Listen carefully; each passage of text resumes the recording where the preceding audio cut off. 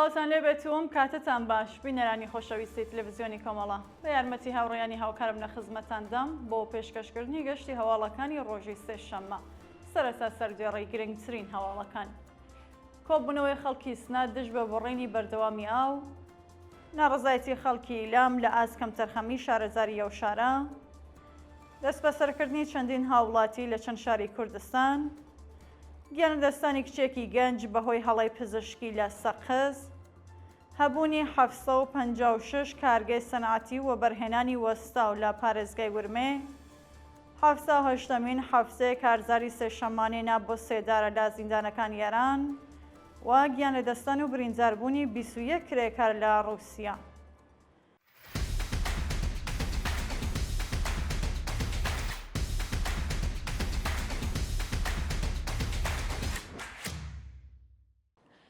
کۆبوونەوەی خەڵکی سنە دژ بە بڕینی بەردەوامی ئاو بەپێ هەواڵی گەیشتوو دانیشتوانی شارۆچکەی 5 یازەری سنە لە ئاز بڕینی بەردەوامی ئاو ناڕازین و داوای دابینکردنی خزمەتگوزاری دەکەن.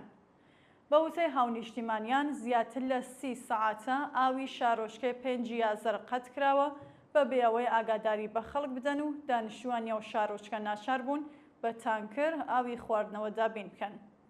بڕینی بەردەوامی ئاو لە شاری سنە لە حاڵێکدایەکە پارێزگای کوردستان یەکێک لە پڕئاوترین وستانەکانی ئێرانە و چەندین بەنداوی گەورەی تیادایە بەڵام ئاوەکەی بۆ پارێزگاکانی دیکە دەگوازنەوە.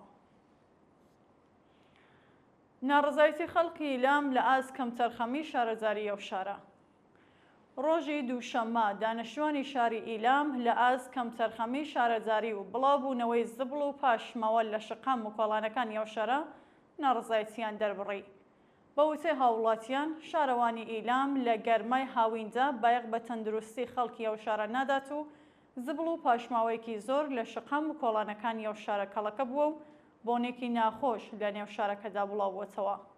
خەڵکی ئیلام داوا لە بەرپرسانی ئەو شارە دەکەن ڕێز لە مەفەکانی خەڵک بگرن و بایەق بە تەندروستی ژنان، منداڵان و بە ساڵاتچوانی ئەو شارە بدەن. دەست بە سەرکردنی چەندین هاوڵاتی لە چەند شاری کوردستان لە ڕۆژانی ڕابردوودا چەندین هاوڵاتی و چالاکی مەدەنی لە شارەکانی خۆراسانی شۆمالی ئیلام و شنۆ لەلایەن هێزە ئەمنیەتیەکانەوە دەست بە سەرکراون. بەپێی راپۆرتەکان مامۆستایەکی زمانی کوردی لە شیروان بە ناوی مۆرتێزا پیرزادە لەلایەن ئیدارەی دەسەڵاتەوە دەست بەسەر و بۆ شوێنێکی نادیار ڕاگوێزراوە. هاوکات لە چەند شاری دیکەی پارێزگای خۆراسانی شۆمالی 2 کەس بە تۆمەتی هاوکاری لەگەڵ ئیسرائیل ڕەفێنراون و بۆ 15 شارۆمەندی دیکە بە تۆمەتی تێکدانی بیرڕایگشتی پەروەندە سازکراوە. لە لایەکی دیکەوە چالاکێکی مافی مرۆڤ لە ئیلام بە ناوی ئەمیر عەلی زاکری کە لە سەردەمی شۆڕشی ژینایش جارێک دەست بەسەر بوو دووبارە لەلایەن هێزە ئەمنیەتیەکانەوە ڕەفێنراوە و هیچ زانیاریەک لەسەر شارەنووسی لەبەردەستانیە.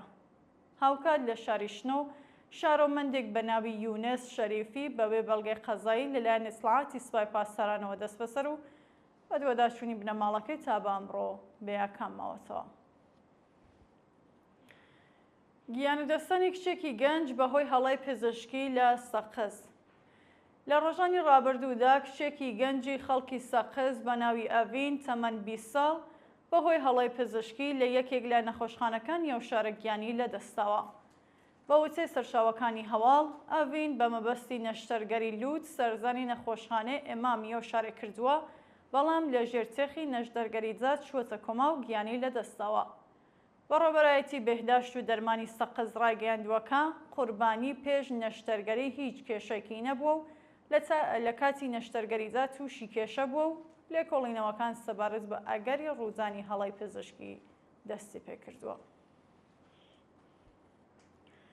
هەبوونی 756 کارگەی سەنعەتی و بەرهێنانی وەستاو لە پارێزگای ورمێ جێگری هەواهەنگی کاروباری یابووری و ستەنداری ئازەربایجانی غەربی ڕایگەیاند 756 کارگەی سەنعەتی و بەرهێنانی وەستاو لە ئۆستانە تۆمار کراوە و لەو ڕێژەیە 339 کارگەیان سەنعەتین.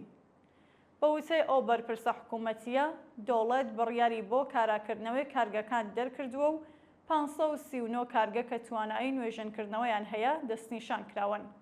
لەو ڕێژەیەدا 286 کارگە سەنعەتی، 230 کارگە کەشاوەرزی و 40 کارگە معدەنی و ناوەندێکی گەشتیاریش پلانی کاراکردنەوەیان بۆ داڕێژراوە و نوێژەنکردنەوەی ئەو کارگانە دەتوانێت هەلی کار بۆ سەدان کەس بۆ ڕەخسێنێت.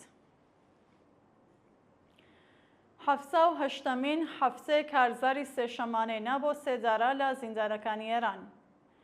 بەیانی سێشەممە 31 پوشبەر 78مین هەفتەی کارزاری سێشەمانەی نا بۆ سێدارە لە 48 بەندیخانەی ئێران بەڕێوەچوو زیندانیانی مانگرت و خوازیاری هەڵوەشانەوەی حکمی ئەعدەم و ئازادی بەندکراوانی سیاسی بوون.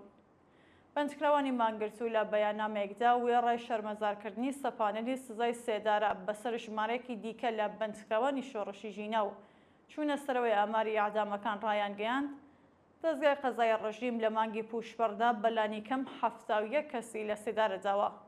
ئەو حکمانە بەبێ دادڕەسی دادپەروەرانە و لە ڕێگەی وەرگرتنی دانپێدانانی زۆرەم لێ دەرکراوە.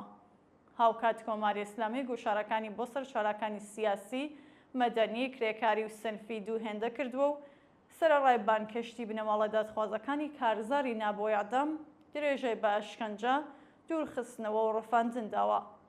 حکوومەت بە ئامانجگرتنی ڕاستەوخۆی خەڵک ڕەواڵەتی سەرکوزگەرانە و دژە مرۆڤانەی خۆی زۆرتر لە ڕابردوو دەرخستووە.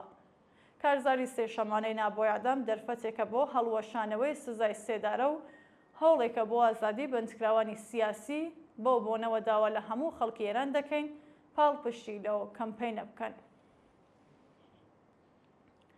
قەیرانی کارەبا لە دەهدەشت و زەرەرمەندبوونی کێڵگەکانی پەلەوەری لەو شارە. ڕۆژی دووشەممە 30 پوشبەر خاوەن کێڵگەیەکی پەلەوەری لە شارستانی دەهدەشت مریشکە چۆپەیوەکانی لە بەردەم مێدارەی بەرغدا فڕێداوە و بەو شێوەیە ناڕزایەتی خۆی لە ئازبڕینی بەردەوامی کارەبا نیشانداوە. بە وتەی چالاکانی ئۆستانی چوارمەحاڵ و بەختیاری قەتعی بێبەرنامەی بەرغ لە گەرمای هاویندا زیانێکی زۆری لە خاوەن کێڵگە پەلەوەریەکان داوە و هیچ ناوەندێکی دەوڵەتی خۆی لە ئاز ئەو بارودۆخە بەرپرسیار نازانێت. هاوکات کەشاوەرزان، باخداران و خاوەن کەسبوکارەکانی ئەو پارێزگایە تووشی زیانێکی زۆر بوون و داوای قەرەبووکردنەوەی زیانەکانیانەکەن. گیانەدەستانی دوو کرێکار لە مێهرشاری کەرەج. ڕۆژی دووشەممە 30 پوشبەر دوو کرێکاری کەندنی کارێز لە مێهرشاری کەرەج بەهۆی نەبوونی منی شوێنی کارگیانیان بەخت کرد. بە پێ زانیاریەکان دوو کرێکاری تەمەن 40 و 45 ساڵ لە کاتی کارکردن لە بیری کیاودا بەهۆی بەربوونەوە لە بەرزایی 12 متریدا گیانیان لەدەستەوە و تەرمەکانیان ڕادەستی پزیشکی دادی کەرەج کراوە. سەپانینی سزای زیندان بەسەر حسێن ڕەونەقی لە تاران. حسێن ڕەونەقی چالاکی سیاسی خەڵکی تاران و بەندکراوی سیاسی پێشوو سەبارەت بە پەروەندەیەکی ساڵی 1401 بە 6 ساڵ زیندان مەحکوم کرا. بەپێ راپۆرتی ڕێکخراوەکانی مافی مرۆڤ، حسێن ڕەونەقی لەلایەن لەقی 15 دادگای انقلابی تاران بە سەرۆکایەتی قازی سەڵەواتی بە تۆمەتەکانی بەشداری لە ناڕزایەتیەکانی شۆڕشی ژینە، تێکدانی یاسایشی وڵات و تەبلیغدژی نیزام سەرجەم بە 6 ساڵ زیندانی تەعزیری سزادراوە. لە سێدارەدانی دوو بەندکراو لە ڕەشت و عێراق. بەیانی دووشەممە 30 پوشبەر حکمی ئەعدامی دوو بەندکراو بە تۆمەتی پەیوەندیدار بە مادەی هۆشبەر لە زیندانەکانی ڕەشت و عێراق جێبەجێ کرا. بەپێ راپۆرتی کانونی مافی مرۆڤی ئێران دوو بەندکراو بە ناوەکانی خۆدا بەخش سپێهری و محەممەد جەواد زارع بە تۆمەتی پەیوەندیدار بە مادەی هۆشبەر لە زیندانەکانی ڕەشت و عێراق لە سێدارە دراون. بێبەشکردنی چالاکێکی کرێکاری لە دەرمان و ئازادی چالاکێکی دیکەی کرێکاری لە زیندان. ڕۆژی دووشەممە 30 پوشبەر ئیسماعیل گەرامی چالاکی کرێکاری خەڵکی تاران لە زیندان ئازاد کرا، بەڵام ڕێحانە ئەنساری نەژاد چالاکی کرێکاری نەخۆشی خەڵکی تاران لە دەستڕاگەیشتن بە دەرمان بێبەشکرا. بە پێ زانیاریەکان ڕێحانە ئەنساری نەژاد ماوەی 2 ساڵە بەبێ مەرەخەسی لە زیندانی تارانی گەورەدا زیندانی کراوە و پێویستی خێرای با سۆنۆگرافی و تاقیکردنی تیرۆئید هەیە، بەڵام بەرپرسانی زیندان ڕێگەیان لە ناردنی ئەو بەندکراوە سیاسیە بۆ نەخۆشخانە گرتووە. سندیکای شرکت واحدی تاران سەبارەت بە دروستبوونی مەترسی لەسەر تەندروستی و چالاکە کرێکاریە هۆشداری بە دەستگای قەزایی داوە و خوازیاری دەسڕاگەیشتنی بە دەرمان و ئازادکردنی بووە.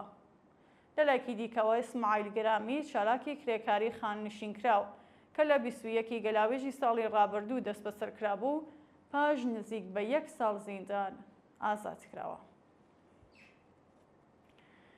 گیانەدەستان و برینداربوونی 21 کرێکار لە ڕووسیا. ڕۆژی دووشەممە 30 پوشبەر بەهۆی وەرگەڕانی سرویسی گواستنەوەی کرێکاران لە جادەی معدەنی دێنسیۆفکی 14 کرێکار گیانیان لەدەستە و 7 کەسیش بریندار بوون.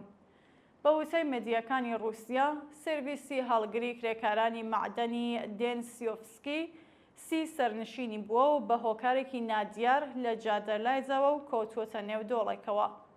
لە ئاکامی ئەو ڕووداوەدا 14 کرێکارگیانیان بەخت کردووە و 7 کرێکار بریندار و ڕەوانەی ناوەندە دەرمانیەکان کراون. قوربانیبوونی 19 کەس بەهۆی کەوتنە خوارەوەی فڕۆکە لە بەنگلادێش. ڕۆژی دووشەممە لە ئاکامی کەوتنە خوارەوەی فڕۆکەیەکی ئامۆزشی هێزی یاسمانی بەنگلادێش بەسەر قوتابخانەیەکدا 19 قوتابی گیانیان لەدەستە و 164 کەسیش بریندار بوون. بەپێی راپۆرتەکان فڕۆکەیەکی F7 هێزی یاسمانی بەنگلادێش بەسەر قوتابخانەیەک لە ناوچەیە ئۆتارا کەوتووەتەوە و بۆ هۆیەوە 19 قوتابی تەمەن 4 بۆ 18 ساڵ گیانیان لەدەستەوە و 164 کەسی دیکە بریندار بوون کە باری تەندروستی بەشێکیان ناجێگیرە. دووە هەواڵ داخوازی 25 وڵاتی جیهان بۆ ئاگربەست لە غەزە. ڕۆژی ڕابردوو 25 وڵاتی جیهان لەوانە بەریتانیا، فەڕەنسا، ئیتالیا، ژاپۆن، ئوسترالیا و کەنەدا لە بەیاننامەیەکی هاوبەشدا خوازیاری کۆتایهێنان بە شەڕ لە غەزە و گەیاندنی یارمەتی مرۆیی خێرا بە ئاوارەکانی و باریکەیە بوون. لەو بەیاننامەدا ڕەخنەی توند لە پلانی ئیسرائیل بۆ پێدانی یارمەتی مرۆیی با لێ قۆماوانی شەڕی غەزەگیرەوە و ڕاگەیەندراوەکە 800 فەلەستینی لە کاتی وەرگرتنی یارمەتی مرۆییدا گیانیان بەخت کردووە. لەو بەیاننامەدا هەروەها ڕێگریکردن لە دەستڕاگەیشتنی خەڵکی غەزە بە یارمەتی مرۆیی و با مانجگرتنی کارمەندانی ڕێکخراوە مەدەنیەکان بە توندی مەحکوم کراوە و هۆشدار بە ئیسرائیل دراوەکە کۆتایی بە گەمارۆدانی غەزە بێنێت و پەیوەندی یاسا نێودەوڵەتیەکان بێت. ناچارکردنی خەڵکی غەزە بۆ کۆچکردن لەو باریکەیە پێچەوانەی هەموو یاسا و ڕێسا نێودەوڵەتیەکانە و وڵاتانی جیهان ڕێگە نادەن دەوڵەتی ئیسرائیل پلانەکانی جێبەجێ بکات. بینەرانی خۆشەویست، سەواڵەکانتان پێشکەشکرا، هەر شاد و ئاسوودە باشن.